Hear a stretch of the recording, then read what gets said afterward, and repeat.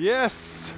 Hey, merci tout le monde. Hey, salut tout le monde. Je suis tellement content de vous voir ce matin. Ça fait 3 semaines que j'étais en vacances, 2 semaines plutôt, que j'étais en vacances et je me suis ennuyé de vous autres. J'avais hâte de vous retrouver ce matin, à vous voir, la bête. Hey, je peux-tu avoir un peu plus de lumière dans la salle? J'aimerais ça vous voir un petit peu plus. C'est une demande spéciale. Hein, on a-tu plus de lumière? On est au max. Hein? Fait que je vais tous vous regarder avec mes yeux mi-up. Je suis content de vous voir vraiment. C'est vraiment un plaisir pour moi d'être ce matin devant vous. C'est un honneur même.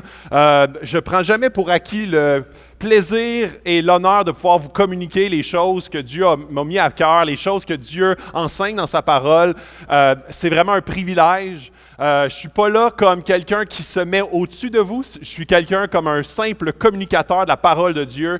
Et j'espère qu'ensemble, on va pouvoir être édifiés, non pas par mes paroles, mais par son esprit. Non pas par mes paroles, mais par sa parole. J'espère que, parce que si c'est juste des paroles de Philippe, ça va tomber assez à sec, comme un petit vidéo qu'on écoute sur YouTube, un petit vidéo motivationnel. Et c'est pas mon but. Ce matin, mon but, c'est vraiment que l'Esprit touche nos cœurs, en commençant par le mien, que l'Esprit puisse faire son travail aujourd'hui et dans toute la série qui va suivre, une série qui commence et qui va toucher les relations.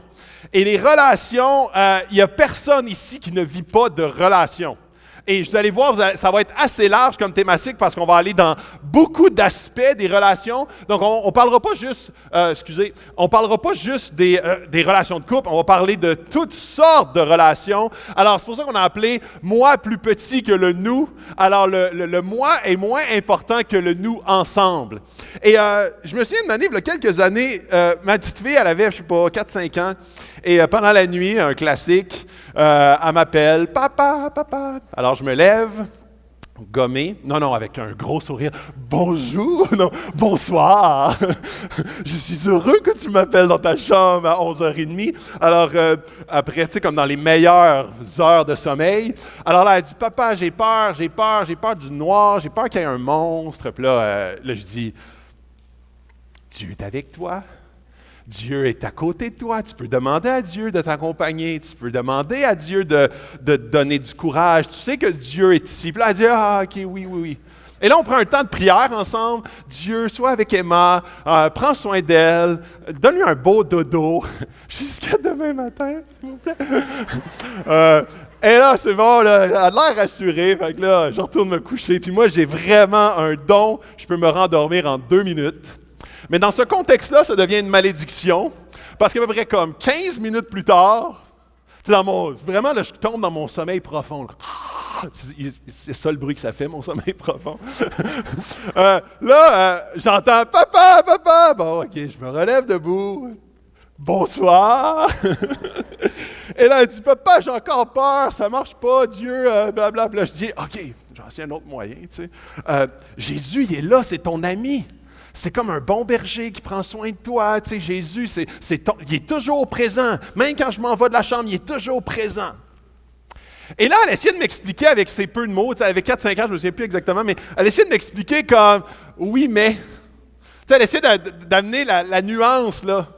Puis elle m'a dit, puis là, je me souviens de cette phrase-là, elle m'a dit « oui, mais », puis je vais vous le citer, elle dit « j'aimerais bien quelqu'un avec de la peau ».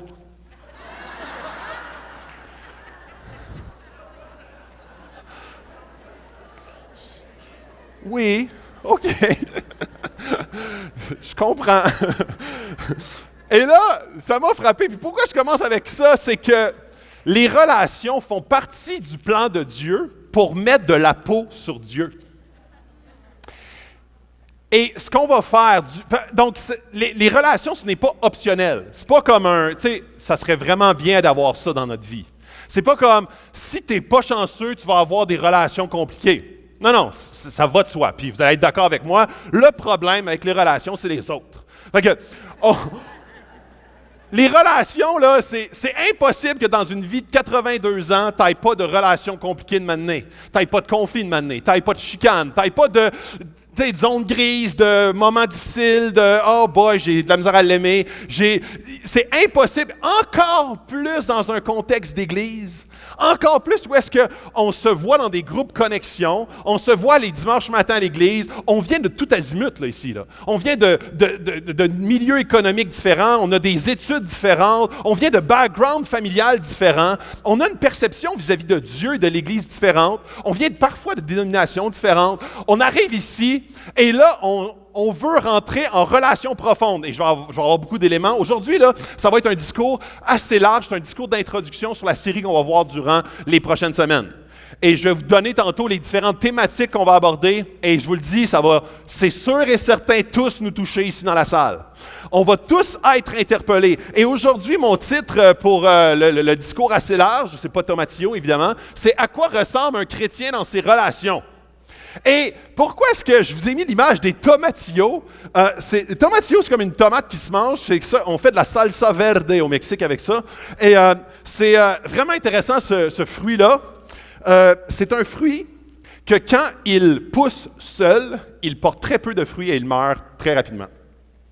C'est une plante également que si elle pousse seule, elle pousse tout croche, donne pas de fruits et meurt rapidement.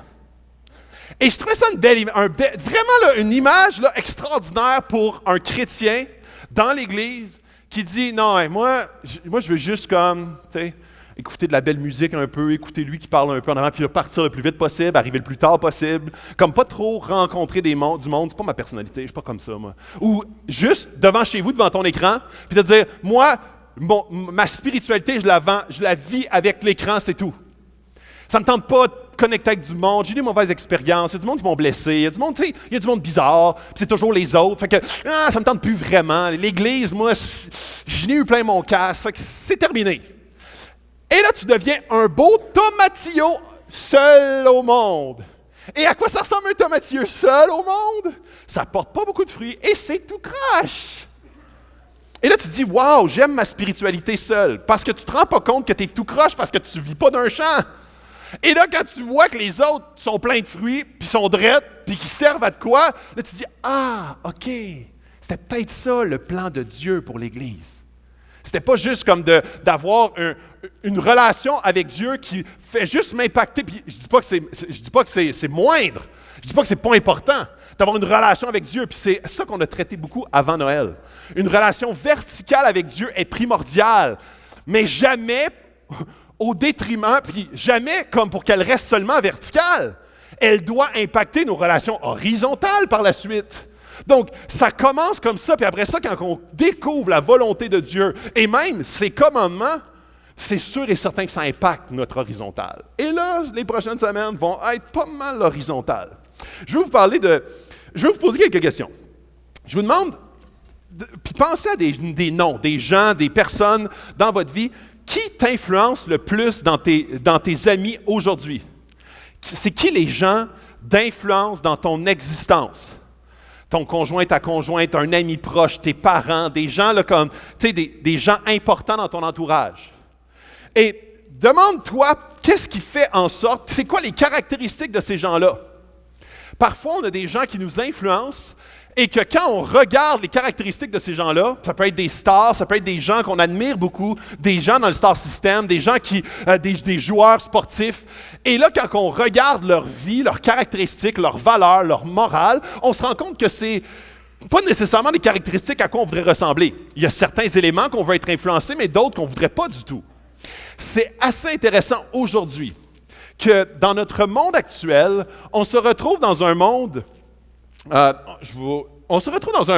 très, très, très connecté. Puis là, je vous ai mis des images de réseaux sociaux. Très, très, très connecté, mais en même temps, très déconnecté. On se sent en relation, mais en étant très déconnecté. Il y a 1 personne sur 5 dans l'Amérique du Nord qui se dit vivre de la solitude. En étant la génération qui est capable, en un clic et en un bout de doigt qui touche à notre cellulaire, d'être en contact avec des gens à l'autre bout de la planète. On est aussi, en ce moment, surtout dans les jeunes générations, on est dans puis là, ça, c'est les raisons un peu pourquoi est-ce qu'on se sentait totalement débranché des gens, déconnecté des gens relationnellement. On dit en ce moment dans les études qu'un jeune qui a 18 ans actuellement va avoir va avoir 18 emplois différents jusqu'à la fin de sa vie, versus 3 à 5 dans les générations précédentes.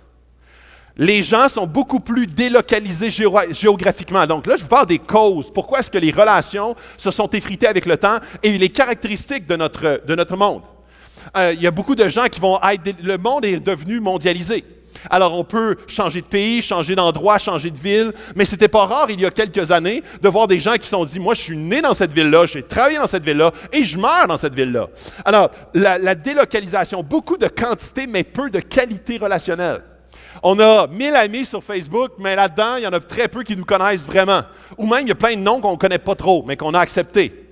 On a la philosophie même de être ami et ne plus être ami. Tu sais, comme, c'est un nouveau concept. C'est un nouveau concept de relation informelle, très de quantitative, beaucoup de quantité, peu de qualité. On passe dans notre vie 5 ans sur les réseaux sociaux, 135 minutes par jour en moyenne. En temps réel, tout le temps, 24 heures sur 24, 7 jours sur 7, on est du vrai monde, mais qui montre des vies fake. On a une saturation d'informations. On regarde Instagram, on regarde Facebook, on descend ça. On a l'impression de connaître la vie des gens, mais sans les connaître vraiment, puis sans qu'eux autres sachent qu'on les connaît. Ah oui, j'ai vu, tu as une petite fille. Ah oui, j'ai regardé les photos. Je suis allé voir sur ton profil, j'ai appris à te connaître, mais la personne ne sait pas que tu la connais. Alors, on a l'impression d'être en relation, mais on ne l'est pas du tout parce qu'on est déconnecté dans de vraies relations significatives. Tu sais, des relations qu'on appellerait comme dans le bon vieux temps. Que tu parles à une personne, elle te répond avec sa voix. Elle te regarde avec ses vrais yeux. Elle met sa vraie main de chair et d'os sur ton épaule. Puis elle dit « Je comprends ce que tu vis ». Pas juste un émoticône avec ou une larme. Alors, on voit beaucoup de choses qui rentrent dans notre quotidien et qui deviennent des points qui nous handicapent sur nos relations ou qui nous amènent à vivre la solitude. Je ne sais pas si vous en souvenez, mais à l'école secondaire, on avait souvent des tables à la salle à dîner. On avait la table des sportifs, la table des gothiques, la table des bizarres, la table des nerds, la table des intellos, la table des sympathiques, la table des mix. C'est comme souvent les nouveaux qui sont arrivés ensemble. La table de ceux qui aiment beaucoup les Tamagotchi. Ça, je sais que vous ne savez pas c'est quoi, mais c'était comme une affaire, un petit animal que tu nourrissais, puis c'était informatique. Là. Fait que, la table des donjons et dragons. En tout cas, il y a toutes ces tables-là, là, OK? Alors, et là, ça se regarde toutes, et ça se juge un peu. Et pourtant, ce que moi je trouve l'antithèse de cela, ça devrait être l'Église. Toutes sortes de gens, de toutes sortes d'horizons, avec toutes sortes de goûts, de toutes sortes de cultures, de toutes sortes de langues, de toutes sortes de couleurs, de toutes sortes d'horizons, mais qu'il n'y a aucune distinction dans l'amour que l'on porte les uns pour les autres. Les tables devraient être toujours mixées. Il ne devrait pas y avoir de clics dans l'Église. Il ne devrait pas y avoir de « je préfère » et « je préfère pas ». Il ne devrait pas y avoir de cercle fermé. Et je vais parler beaucoup de cet aspect-là parce que les relations sont vraiment primordiales et ce n'est pas juste une suggestion de Jésus, c'est un commandement continuel et continuel et continuel. Les uns les autres apparaissent continuellement dans tout le Nouveau Testament. De s'aimer les uns les autres, de prendre soin des uns des autres, de porter les fardeaux des uns des autres, d'être en paix avec les autres, de pardonner, je veux dire, etc., etc. Je vais vous donner la liste tantôt. Ce n'est pas une suggestion. Ce n'est pas quelque chose comme « Ah, toi, tu es un extraverti, hein? Tu aimes beaucoup les gens. Donc, ça serait intéressant que toi, tu portes les fardeaux des uns des autres. Mais les introvertis, non. Parce que ça l'aime pas trop. Il a besoin de beaucoup de temps de solitude. »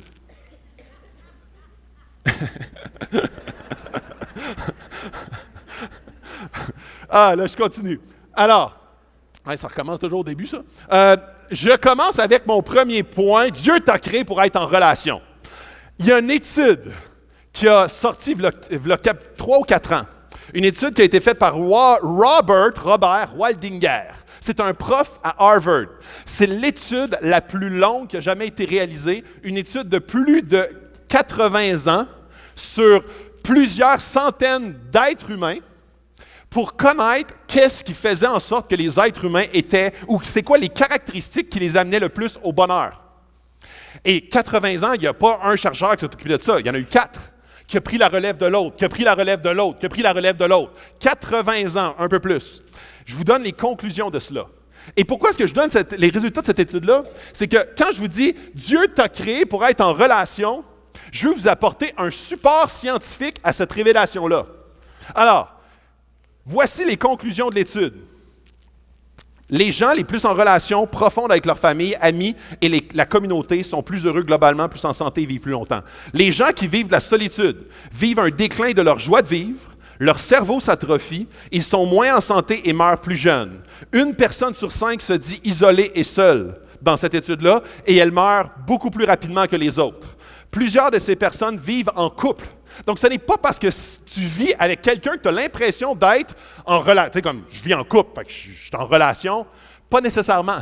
Tu peux être très entouré, tu peux avoir un travail avec plein de gens, tu peux travailler avec le public continuellement, au téléphone tous les jours, 40 heures semaine. Ben, j'ai plein de relations, mais être complètement déconnecté. Et c'est vraiment le résultat un peu de ce que je mentionnais tantôt avec les réseaux sociaux. On peut avoir des communications Messenger à la journée longue, mais vivre de l'isolement. Donc, c'est quoi les caractéristiques relationnelles qui nous apportent dans une vraie qualité relationnelle? Les gens de 50 ans qui étaient les plus susceptibles de vivre heureux dans leurs vieux jours étaient les gens les plus entourés de relations significatives. Les gens en relations significatives voyaient leur cerveau protégé des maladies de démence, de santé mentale et même de maladies cardiovasculaires. Les gens avec relations significatives étaient plus à même de tolérer la souffrance avec joie que les autres. Ça, là, c'est une étude. Pas des chrétiens, là. Ils sont en train de révéler ce que la Bible dit depuis plusieurs années. Mais là, on l'a testé sur 80 ans à travers un échantillon valable. Alors, je vous donne également Julianne Holt Lundstad, une chercheure spécialisée dans les relations. Elle dit que l'isolement de relations significatives est équivalent au même risque de fumer 15 cigarettes par jour. On fait des campagnes pour arrêter de fumer, des patchs, du laser, mais on oublie que plus que notre société devient isolée et plus qu'elle recommence à fumer, de façon imagée.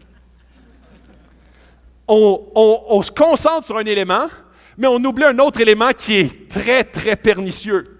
Économiquement, ça c'était les raisons qu'elle avançait, économiquement, on n'a plus besoin des autres pour vivre. Avant, c'est comme, OK, il faut qu'on se serre les coudes parce que l'hiver va être rough cette année, fait qu'il faudrait qu'on prenne les récoltes de celui qui s'est poussé pour réussir à survivre. Aujourd'hui, beaucoup moins ça. Technologiquement, ça nous éloigne les uns des autres physiquement et ça nous donne un semblant de comme si on était en relation sans l'être. Générationnellement, les Z, la génération Y et Z, donc les 35 ans et moins, et les personnes âgées sont les plus à risque. Pourquoi? Parce que les personnes âgées perdent de leurs amis à cause de la mort. Et les jeunes ont l'impression d'être connectés, très entourés, particulièrement avec la technologie, mais sans être en relation réelle.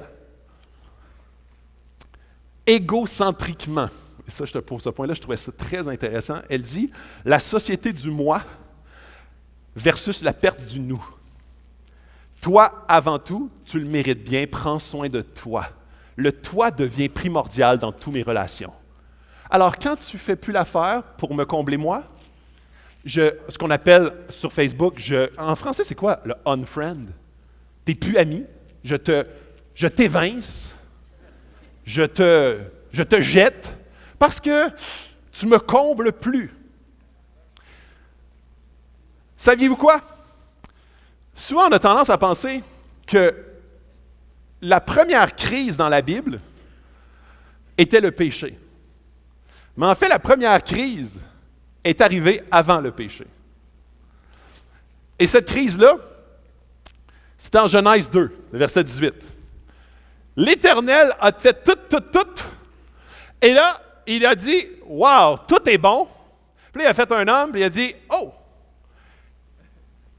Non, il n'est pas bon que l'homme soit seul. » Belle vérité. Et souvent, on accole ce passage-là au couple. Non, il n'est pas bon que l'être humain soit seul. Point. Je vais lui fabriquer une aide qui soit son vis-à-vis. Et ça amène des relations par la suite. S'il n'y a pas de femme, il n'y a pas de naissance, il n'y a pas de population, il n'y a pas de relation. Mais la vérité fondamentale là-dedans, c'est qu'il n'est pas bon que l'homme soit seul. La première crise de l'histoire de l'humanité est une crise de solitude, est une crise relationnelle. Dieu, avec son Fils, avec l'Esprit, est en communion parfaite depuis l'alpha. Et là, il crée l'homme, mais l'homme, il n'a pas de communauté. Oui, il est en relation avec Dieu, mais il n'a pas de vis-à-vis. Il n'y a personne pour être en relation. Il n'est pas bon que l'homme soit seul. L'être humain a été construit, créé pour être en relation, être aimé et aimé. Et je sais que c'est pas facile. C'est pas facile parce qu'aujourd'hui, tout est centré sur moi. Et quand il faut que je sois centré sur les autres, bien, ça amène possiblement d'être moins centré sur moi. On est dans la culture du selfie. Le selfie s'est vu naître il y a à peine 15 ans. Ça n'existait pas un selfie avant. Tu sais, comme quand tu avais ton appareil que tu crinquais, là tu le tournais vers toi, là tu étais comme, tu gaspillais pas une pause sur 24, là, tu sais, pour dire, OK, tu as une moitié de face. C'est peut-être pour ça, c'est peut-être à cause de la technologie. Mais le selfie est apparu en même temps que la culture du moi, du prends soin de toi, toi avant tout. C'est l'être central dans ton existence, c'est toi. Et ça nous parle. Ça nous parle parce que, enfin, quelqu'un qui pense comme moi, pense à moi. Ça me dit ça, puis tout le monde est d'accord avec ça, puis tout le monde pense à moi. Alors, ça devient une culture du moi. Une culture d'égocentrisme. Alors, quand je suis en relation avec toi, c'est parce que c'est très utile pour moi. Et toi, tu fais la même chose. Alors, si je peux siphonner le bienfait d'être en relation avec toi, jusqu'à temps qu'il n'y ait plus de bienfait, tu arrives dans le fond du verre, bon, maintenant, non, tu le jettes. Et c'est là l'aspect pernicieux, parce que c'est vraiment pas comme ça que Dieu a designé les relations. Les relations ont été designées complètement inversement. Je vais vous en parler tantôt. Mais des mauvaises pensées qui en ce moment peuvent vous assaillir, là dans votre tête, c'est « Ouais, mais moi je suis pas bon avec les relations. Check, c'est pas ma personnalité, je suis pas comme ça. Moi, check. Moi, j'aime beaucoup les jeux vidéo, puis m'habiller en jogging, sortir le moins possible. J'aime pas le monde. » Yes! Alors, tu peux changer. Ou sinon, une autre mauvaise pensée, je ne suis pas un bon mari ou une bonne épouse, ça fait longtemps que notre couple ne va pas bien. Tu sais, je suis de même. Qu'est-ce que tu veux? Je suis de même. OK, donc, tu peux changer. Que ça fait 20 ans que tu es en couple, que ça fait 2 ans que tu es en couple, tu peux changer. Et tantôt, je vais vous donner les méthodes pour changer. Parce que là, ça a l'air comme si gonfle tes muscles, passe à l'action. C'est plus complexe que ça. J'ai été élevé de même, moi. OK?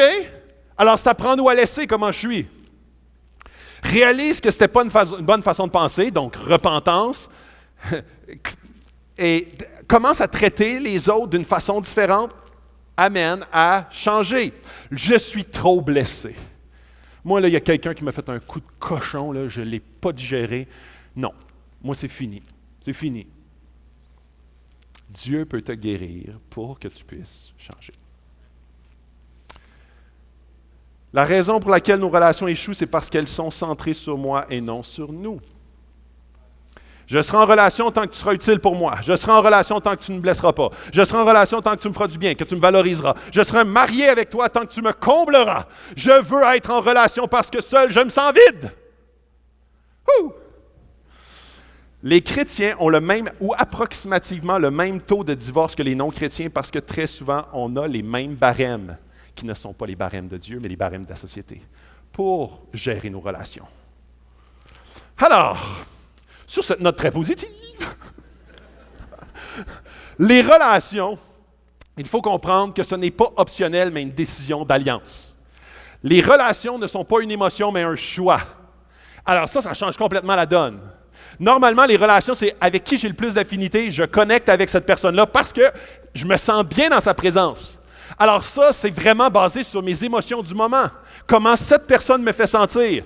Mais les relations dans la Bible, et particulièrement dans l'Église, ne sont pas des relations qui sont basées sur les affinités, mais c'est des relations qui sont basées sur une nouvelle alliance, une nouvelle famille, un nouveau père. Et d'être sauvé de quelque chose. Les relations, tu n'auras jamais de bonnes relations si tu t'attends aux autres pour te remplir. Personne ou très peu de gens qui cherchent des amis ont beaucoup d'amis. Je vais répéter ça, OK? Tu n'auras jamais de bonnes relations si tu t'attends aux autres pour qu'ils te remplissent. Les personnes, les gens qui cherchent beaucoup des amis, qui veulent être en relation, là, tu sais, qui sont comme, y a-t-il quelqu'un qui veut faire une activité avec moi? Y a-t-il quelqu'un qui veut me parler? Y a-t-il quelqu'un qui veut? Souvent, ils n'ont pas beaucoup d'amis. Pourquoi? Parce qu'ils veulent tout que ça soit centré sur moi. Hey, j'aimerais que tu me combles, là, j'ai comme un trou dans mon horaire, puis je sais pas quoi faire, puis je m'ennuie tout seul. Fait que, tu pourrais-tu t'occuper de moi, de me donner à moi? J'aimerais te siphonner s'il te reste un peu de liqueur dans ton verre. Puis là, ces gens-là sont comme, ah, l'Église n'est pas aimante. Et là, aujourd'hui, je vais vous donner un gros conseil. Quand il y a des gens ici dans la salle qui sont comme, enfin, ils parlent des relations, d'aimer les uns les autres, parce que moi, je ne me sens pas aimé. Non, commence par toi. Ta zone d'influence, c'est toi vis-à-vis des autres. Pas, enfin, il dit que les autres devraient m'aimer plus. Les autres devraient m'appeler plus. Les autres devraient m'écrire plus. Les autres devraient prendre soin plus de moi, parce que moi, c'est ça qui est le plus important dans ma vie. Non! C'est pas ça que Jésus, puis que je vais vous donner plein de versets que Jésus parle. Jésus, il parle à toi vis-à-vis des autres, et non pas les autres vis-à-vis de toi. Grosse différence. Personne qui cherche à combler un vide, souvent, il est impossible à combler par des amis.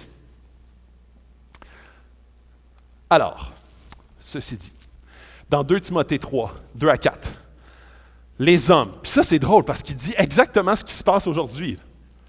Les hommes, les êtres humains seront égoïstes, avides, exclusivement préoccupés d'eux-mêmes, de leur richesse, de leur réalisation, de leur prétention. Ils seront de plus arrogants, jaloux, envieux, blasphémateurs et médisants. Ils ne connaîtront plus ni respect envers les parents, ni reconnaissance ou respect pour ce qui est sacré, ni affection. Les valeurs morales les laisseront indifférents. Ils haïront ceux qui font le bien et seront prêts à toutes les trahisons et toutes les impudences. Aventureux, frivoles, imbus d'eux-mêmes, enflés d'un orgueil qui les aveugle. Ils aimeront le plaisir plus que Dieu. La volupté et les amusements rempliront leurs âmes et occuperont la place de Dieu. Je ne sais pas s'il y a une meilleure définition de notre société actuelle. V'là 2000 ans, il expliquait à quoi ressemble notre société actuellement. Les relations ne meurent jamais seules. Elles sont mises à mort par nos attitudes, nos comportements, notre ego, nos motifs cachés et notre ignorance. Alors, comment s'en sortir? Par une nouvelle base pour être en relation. Il y a un verset dans Jean 13, 34, c'est Jésus qui parle. Je vous donne un commandement nouveau. Nouveau. Aimez-vous les uns les autres, comme je vous ai aimé, vous aussi, aimez-vous les uns les autres. Et là, qu'est-ce qu'il veut nous dire? Qu'est-ce que je suis en train d'essayer de vous dire? Bien, je suis en train de vous dire que, me semble que quand je dis ça, ce n'est pas nouveau. Jésus dit quelque chose, il dit, je vous donne un commandement nouveau. Mais pourtant, dans Lévitique, Lévitique, là, je sais, là, c'est pas le livre le plus glamour dans la Bible, puis quand tu l'ouvres, là, souvent, là, ça donne plus des allergies, mais dans Lévitique, mais chacun de vous doit aimer son prochain comme lui-même. Pourquoi est-ce que dans Lévitique, il y a plusieurs centaines d'années, on donne un commandement qui ressemble à celui de Jésus? Il est presque pareil, me semble. Non. Il y a une nouveauté. C'est la base de l'amour, le barème de comparaison. Je vous donne un commandement nouveau. Le commandement n'est pas nouveau, c'est la base sur laquelle s'appuie sur le commandement qui est nouveau. C'est « Aimez-vous les autres comme je vous ai aimé ». Si tu n'es pas premièrement aimé par Jésus, une manée, ta banque d'amour va être vide. Quand quelqu'un, puis tu sais, vous connaissez des gens qui ne connaissent pas Jésus et qui sont très aimants, qui aiment les gens. Et très souvent, c'est des gens qui ont eu de l'amour. Ils ont été bâtis. On est constitué presque exclusivement par nos relations. Comment tu as été élevé, tes amis, ton entourage, les gens qui t'influencent autour, tous les gens avec qui tu as été en contact. Mais aussi, ça a pu te briser. Ça a pu vider ta banque. ta banque d'amour. Alors, tu dis, hey, aimez-vous les uns les autres, c'est bien beau, là, mais moi, là, j'ai été tellement blessé. Mes parents m'ont pas aimé, mes amis m'ont rejeté, tout le monde m'ont évincé. Et là, tu me demandes, aimez-vous les uns les autres? Puis là, Jésus dit, ouais, mais regarde, moi, j'ai aimé. D'une façon, et je t'aime, toi, d'une façon que tu ne pourras jamais, comme, perdre. Ta banque, elle est à l'infini. Je ne sais pas si vous avez vu cette semaine dans la presse, il y a un jeune de 22 ans, un emballeur chez IGA, qui a gagné 70 millions de dollars. Et là, il était comme, il avait acheté un petit billet, tu sais, puis il a fait valider, puis il a dit, la machine a fait un autre bruit. Et là, il check, 70 millions de dollars. Alors, lui, avant, avec son salaire, son pourboire à comme, je ne sais pas, 14,50 de l'heure, il avait comme un certain salaire, puis il pouvait s'acheter des affaires. Mais ça devenait très limité rapidement, surtout s'il dépensait rapidement et surtout s'il se faisait voler. Et là, quand la machine a sonné, son compte devient illimité, ou en tout cas quasi illimité, rapidement. Et là, il peut être généreux d'une façon totalement différente. En relation, c'est la même chose. Peut-être que ton compte d'humain a été saccagé, volé, bafoué, blessé. Et là, tu es comme, j'ai pas beaucoup d'amour à donner. Oui, mais Jésus t'a aimé et a rempli ta banque à l'infini. Alors, quand tu t'appuies sur tes propres forces pour aimer, c'est sûr que tu vas arriver short. C'est sûr que tu vas arriver au bout rapidement parce que ta banque n'est pas très, très payante. Je continue. Je ne vous appelle plus serviteur parce que le serviteur ne sait pas ce qu'on fait, pas ce que fait son Seigneur, mais je vous ai appelé ami parce que je vous ai fait connaître tout ce que j'ai appris de mon Père. Ton ami, ton premier que tu as besoin d'avoir, c'est Jésus, qui lui te remplit. Puis ami, là, ce n'est pas juste une connaissance. Le terme amitié utilisé là, c'est comme un garçon d'honneur, une fille d'honneur à un mariage. Un bras droit, quelqu'un que tu te confies, un confident. C'est vraiment un terme très, très profond d'amitié, d'amour inconditionnel. Un ami. Jésus t'a fait son ami. Alors maintenant, tu es capable d'être un bon ami parce que tu n'es plus centré sur ton remplissage, parce que quelqu'un t'a déjà rempli. C'est comme si le jeune de 22 ans serait comme, tu sais, avec son 70 millions, il serait gratte-scène. Puis là, il dirait, OK, comment est-ce que je pourrais peut-être aller travailler puis avoir un peu plus de pourboire, puis je pourrais peut-être me faire des combines, essayer d'arnaquer les gens pour avoir un peu plus de salaire. Puis là, les autres autour sont comme, ben, qu'est-ce que tu fais là? Tu as 70 millions dans ton compte. Pourquoi tu fais ça? C'est le même principe. Quand un chrétien découvre la richesse qu'il a en Jésus, il est comme, ah, maintenant je peux donner sans avoir peur d'en manquer. Maintenant, je peux vraiment aimer les autres comme parce que Jésus m'a rempli et aimé comme lui m'a aimé. La balise est complètement différente. Alors, le grand problème, c'est souvent qu'on perd la notion et de vue que Jésus nous aime à l'infini et qu'il a donné sa vie pour chacun d'entre nous. On se base sur nos circonstances, on se base sur nos préoccupations, on se base sur ce qu'on n'a pas reçu humainement. Et on dit, c'est pour ça que je ne peux pas aimer. C'est pour ça que j'ai le droit d'être rancunier. C'est pour ça que j'ai le droit d'être en colère. Parce que je n'ai pas reçu. Parce qu'il m'a tellement blessé. Et Jésus est comme, pardonne-leur, ils ne savent pas ce qu'ils font. Il se fait crucifier et il est en train de dire, pardonne-leur. Tu sais, comme l'image parfaite de quelqu'un qui sait aimer en toutes circonstances. Alors maintenant, je vous donne des caractéristiques de nos relations. Des caractéristiques clés. Et là, j'en ai choisi juste quelques-unes. Parce que dans la Bible, on en voit une panoplie qu'on va voir plusieurs dans les prochaines semaines.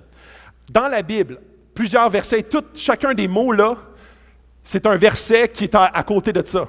Mais dans la Bible, dans nos relations, Dieu nous dit d'être amour, d'être en harmonie les uns avec les autres, de nous accueillir les uns les autres, de nous exhorter les uns les autres, de prendre soin, de nous servir, de porter des fardeaux, d'être patient, d'être bon, de pardonner, de dire la vérité, de se consoler les uns les autres, de confesser nos péchés, de prier les uns pour les autres, d'être humble, de nous édifier, de nous attendre aux autres et d'attendre les autres, de vous saluer. Il a dit ça. Alors quand tu arrives à l'église, qu'est-ce que tu fais? Salut! Excitez-vous aux bonnes œuvres. Veillez les uns pour les autres. Ça, c'est à faire. À ne pas faire. Ne jugez pas, ne vous détruisez pas, ne vous enviez pas, ne vous haïssez pas, ne parlez point en mal, ne vous plaignez pas, etc., etc. J'ai mis les essentiels. Alors, mon premier point, ceux que j'ai retirés un peu de cette liste-là, parce que je ne peux pas tout les prendre, attentes réalistes. Quand on est en relation, il faut avoir des attentes réalistes. Si nous disons que nous n'avons pas péché, nous nous trompons nous-mêmes et la vérité n'est pas en nous. Saviez-vous quoi? Vous êtes en relation avec des gens brisés et vous êtes une personne brisée qui a besoin d'être sauvée par Jésus. Alors, tu parles avec quelqu'un qui a besoin d'être sauvé, tu es quelqu'un qui a besoin d'être sauvé par Jésus. Alors, vous avez tous le même besoin, on est tous scrap. On part de là, puis après, on ne s'attend pas à ce que ce soit le Klondike. Parce qu'on est déjà des gens brisés qui ont besoin à tout moment, dans toutes circonstances, dans toute parole, d'être sauvés, d'être exhortés, de confesser. Moi, je n'ai pas fini de faire des péchés et je redevrai confesser et demander pardon. Je vais encore blesser ma femme, je vais encore blesser des amis, je vais encore blesser des enfants. Est-ce que je suis en train de faire une apologie de ça? Pas du tout. Mais c'est sûr et certain que j'ai besoin de Jésus aujourd'hui, lors de ma conversion, mais tous les jours de ma vie. Alors, quand on part avec cette prémisse-là, OK, on est tous dans le bateau de gens brisés. Ramons, et ça se peut que ça n'aille pas toujours aussi vite qu'on aurait pensé. Alors, on part de là. Aimez-vous les chiens, vous autres? Qui aime les chiens? Levez la main. Pourquoi on aime les chiens? Pourquoi? Fidèles. Quoi? Toujours contents. Ils sont drôles. Quoi d'autre? Ils sont cute. Et quoi? Amour inconditionnel. Savez-vous quoi? On aime les chiens parce que c'est le meilleur ami de l'être humain. Il est centré sur moi. Hey, tu sais là, lui là, il n'a jamais... Ah, j'ai pas une bonne journée aujourd'hui, là. Lâche... Sac-moi patience, là. Non, ça va pas. Non, toujours la queue, toi. Puis là, t'arrives, toi, t'as une mauvaise journée, puis là, tu vois ton chien, puis là, les gars... Tu sais, il est loyal, fidèle, il parle jamais dans ton dos. Tu sais, il est comme toujours là, présent, comme bonjour, mauvais jour, il est là. Hein? Soyons des bons chiens. Pas être chien, mais être des bons chiens.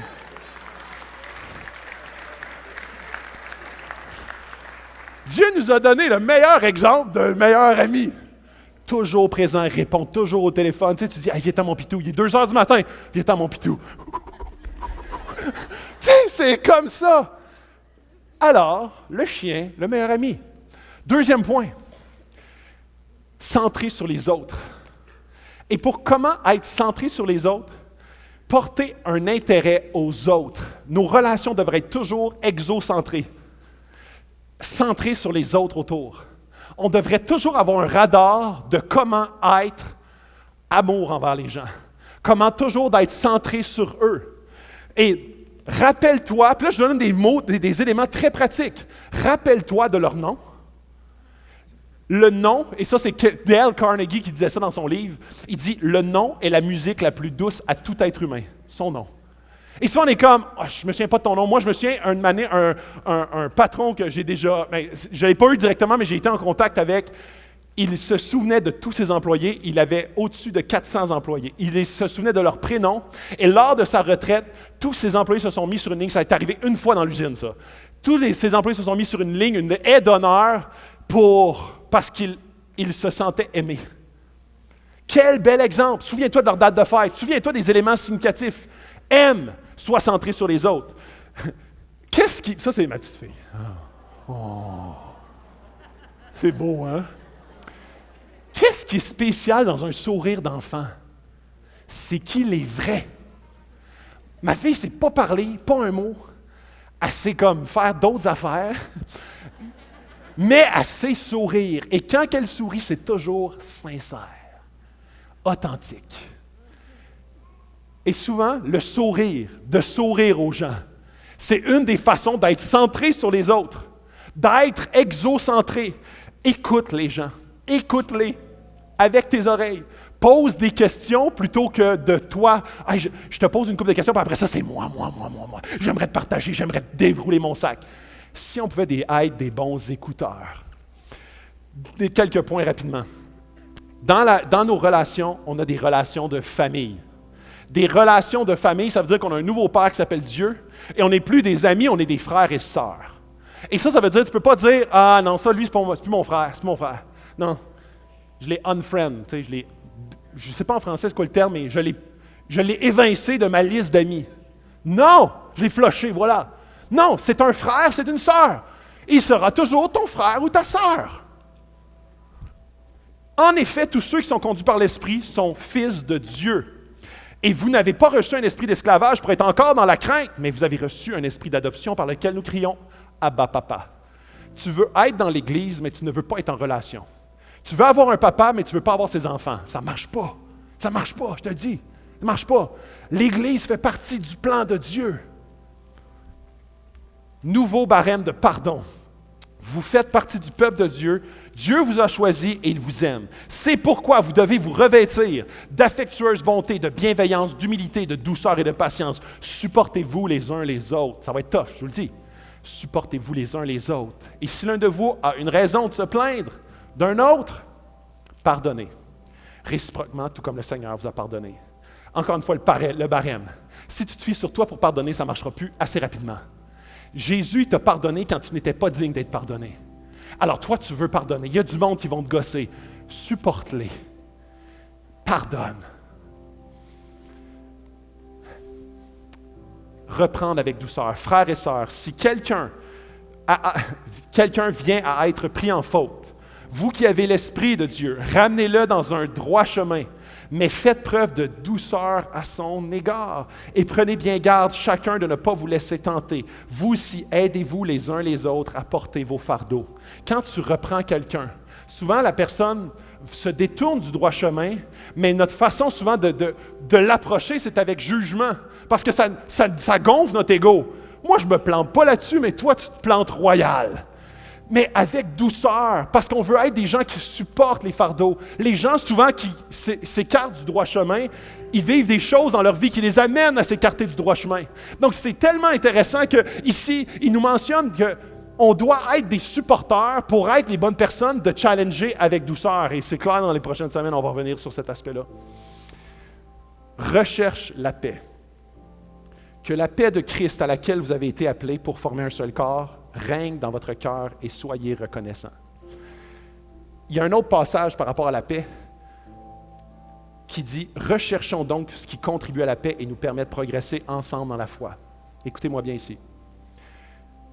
Ici, on est appelé à être un seul corps. Vous le voyez, appelé pour former un seul corps. La paix, si la paix pour toi est « OK, non, c'est correct, je ne l'ai plus. » Comment tu veux que ton pied il n'aille plus à main? Tant que je ne le croise pas, ça va bien. Ça, ce n'est pas de la paix. Est-ce que la paix dont tu fais preuve envers ceux qui t'ont blessé est la paix que tu aimerais que Dieu fasse preuve envers toi? Si Dieu te regarde et dit « Oh non, c'est correct, je ne l'ai plus. Je ne l'ai plus, là. Je ne veux pas le croiser le moins possible, mais c'est fini. Il m'a blessé, je ne suis plus son ami, mais je suis en paix. » C'est pas ça la paix de Dieu. C'est pas ça la paix. La paix biblique n'est pas l'absence de guerre, mais la présence de quelque chose. Et la paix de Dieu qui surpasse toute intelligence gardera vos cœurs et vos pensées. C'est une présence de quelque chose, pas l'absence de... Souvent, les gens sont comme, OK, non, je suis en paix, moi. Je ne serai plus en guerre, je ne le croiserai plus, je ne veux plus le parler, je ne veux plus trop le voir, je ne veux plus trop être en relation, je tolère, je suis en paix. Mensonge. Je le dis dur comme ça. C'est pas la paix de Dieu. La paix de Dieu, c'est une paix qui cherche à être des artisans de paix. C'est quoi un artisan de paix? C'est un constructeur de paix. C'est quoi ça, un constructeur? Ça veut dire que tu veux bâtir quelque chose qui donne un tout, le corps de Christ. Parce que si tu es en paix, que tu dis « je suis juste plus en guerre », le corps se désynchronise parce qu'il y a un pied qui ne veut plus rencontrer une main. Puis là, tu es comme « oh ouais, non, je t'en paix, je ne l'ai plus ». C'est ça qui fait en sorte que les églises se déchirent et se divisent d'une façon passive. On s'assit ici, on s'assit là-bas. Non, c'est bon, je peux venir à l'église. Je sais qu'il arrive à 10h15, lui il arrive à 10h20, je ne vais juste pas le croiser. Je suis en paix. Non, c'est pas la paix, ça. Règne dans votre cœur. règne dans votre cœur. Qu'est-ce qui règne dans ton cœur? Envers qui tu as une crotte sur le cœur? Envers qui tu as comme... Qu'est-ce que tu dois faire? Qu'est-ce que tu dois faire? Partage-le, reconnecte, pardonne et recherche, construis la paix. Recherche la construction. Ne laisse pas juste la passivité t'envahir et dire « je l'ai vu ». Et finalement, le dernier point, un amour sincère. Évidemment, j'ai commencé avec ça, je finis avec ça. L'amour dans la Bible n'est jamais une émotion, est toujours une action. N'est pas « ah, j'ai de la misère avec ». C'est correct, tu peux avoir de la misère avec, mais l'aimer quand même. Comment aimer? Je vous donne des éléments très précis. Donner du temps, des prières, des bras. Ouvrir vos cercles. Les groupes connexion, quelqu'un qui arrive, un nouveau. Puis là, vous avez vraiment un cercle qui est vraiment intime. Puis là, il y a un nouveau qui arrive. Ah, mais il va briser un peu notre ambiance. Oui, ça, c'est une façon de l'aimer. Vos clics. Tu sais, comme les environnements, ça, je me retrouve avec mes amis. Qui est seul et qui est à peu près comme... Qui je peux saluer? Qui je peux intégrer? Qui a l'air de se sentir seul? Ça, c'est une façon d'aimer. Observer qui est à l'écart et aller le saluer. En se reproduisant, et je ne parle pas en sens comme... Je parle au sens figuré. Comme, il y a des gens ici qui sont des jeunes chrétiens, puis qui ont besoin d'être coachés, qui ont besoin d'être enseignés, qui ont besoin d'être pris par la main, qui ont besoin de prière, qui ont besoin d'accompagnement. Puis ça dit, ouais, mais ils ne sont pas du même niveau spirituel que moi, tu sais. Tu les aimes pas. Il faut qu'on développe ici, dans notre Église, une culture d'amour qui passe à l'action, qui prend les plus jeunes et qu'on veut se reproduire continuellement. Parce que si on se repose sur les pasteurs pour tout grandir, c'est impossible. C'est impossible. En cherchant la semaine prochaine une personne que je n'ai jamais parlé pour lui demander au moins son nom et lui offrir une place à côté de moi. Ça, c'est très concret, là. D'autres idées? Avez-vous d'autres idées? Comment est-ce qu'on peut aimer? Sourire, oui, je l'ai dit tantôt. D'autres idées? Comment?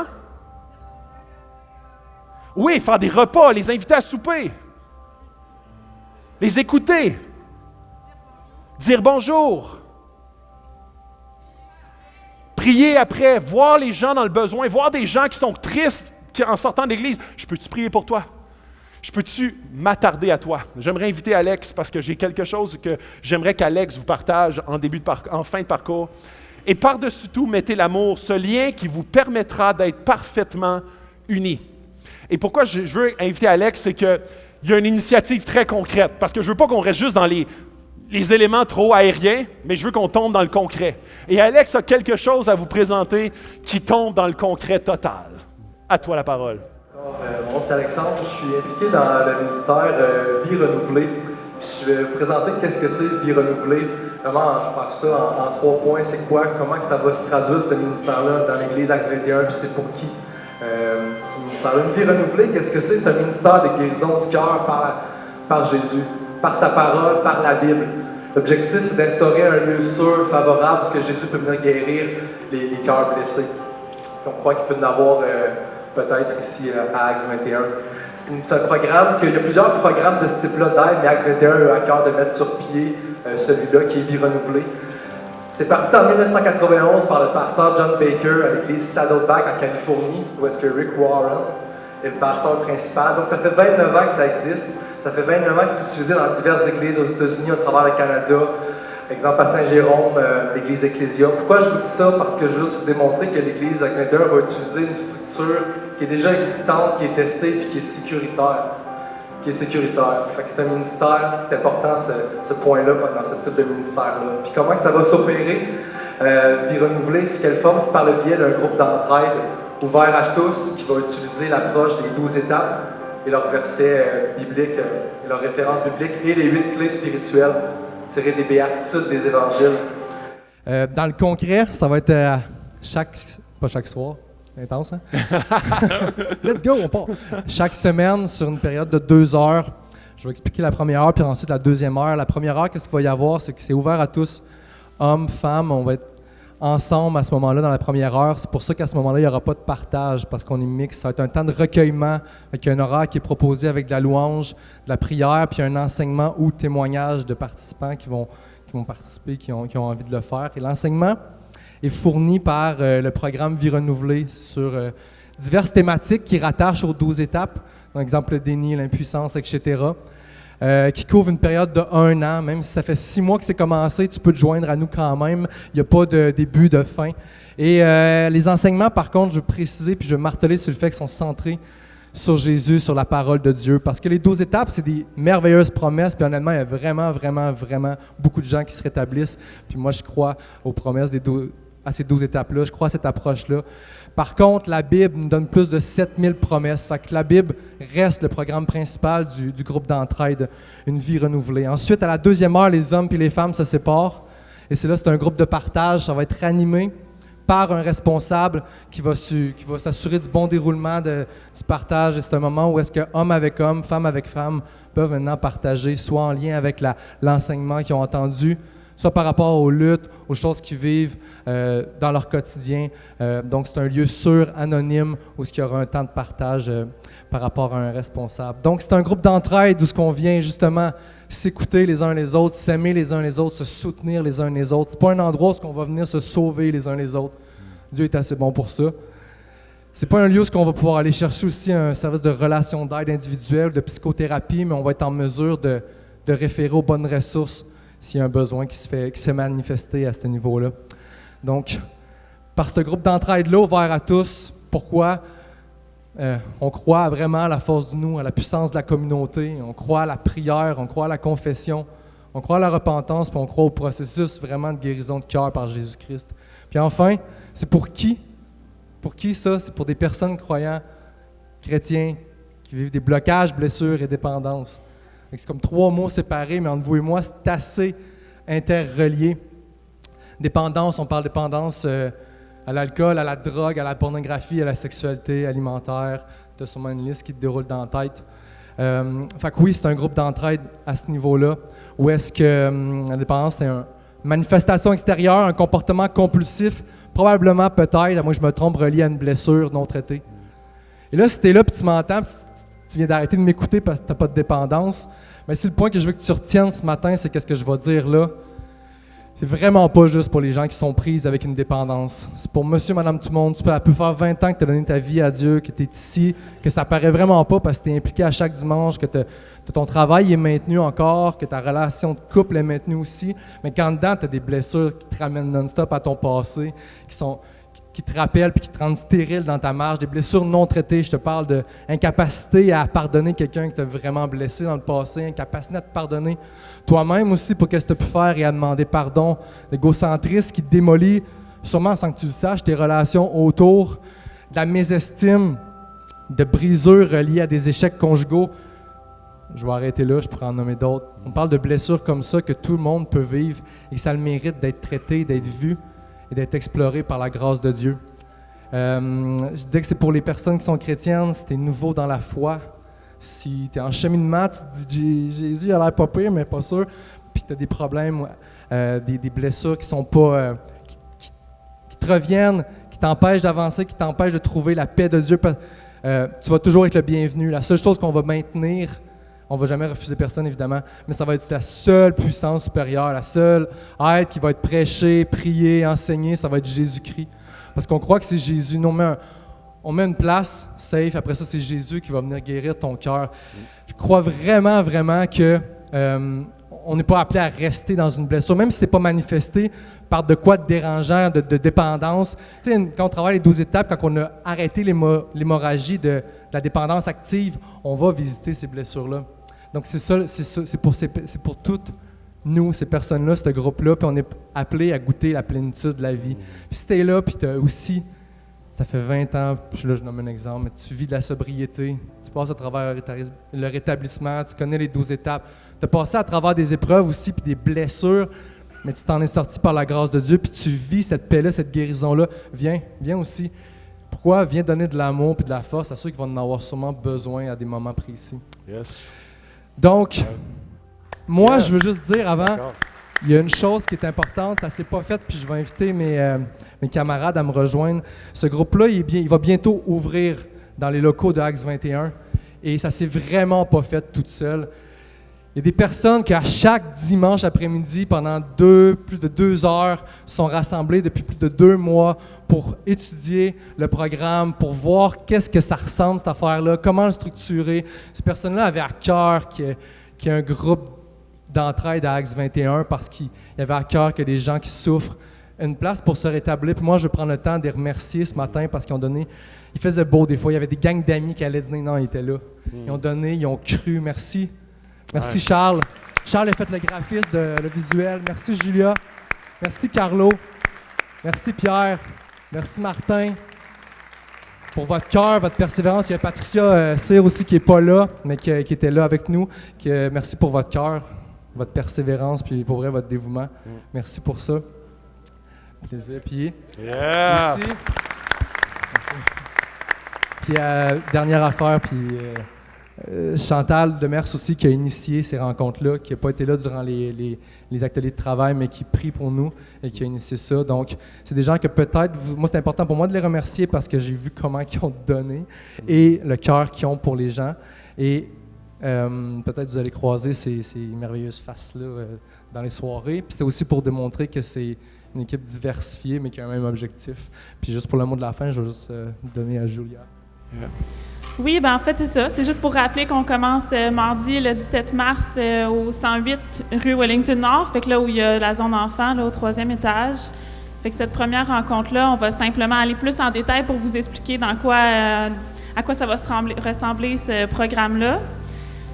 Fait qu'à 6h30, les portes vont ouvrir, vous êtes les bienvenus, on va commencer à 7h, puis on a vraiment hâte de voir ce que Dieu va faire. Il nous a tellement montré dans les 2 derniers mois comment il prépare ce ministère-là, puis qu'il y avait des timings vraiment incroyables avec les prédications, puis ce dans quoi on avançait. Fait qu'on est convaincus que Dieu, il y a déjà des personnes dans la salle qui appellent à se joindre à nous, puis on a vraiment hâte de voir ce qu'il va faire. Ouais. J'aimerais ça qu'on puisse prendre un temps de prière en Église, qu'on se lève debout, qu'on va prier pour l'équipe, qu'on va prier aussi pour tout ce qui va se passer dans cette série-là, dans ce ministère-là, dans l'Église par rapport aux relations. Je prie vraiment que Dieu puisse transformer nos relations en général. Êtes-vous prêts à adorer notre Dieu ce matin? On va passer un temps dans la louange. Alors, bon matin. La semaine prochaine, comment prendre soin les uns des autres, ça va être le thème. Alors, à ne pas manquer, rendez-vous la semaine prochaine. Bon matin tout le monde.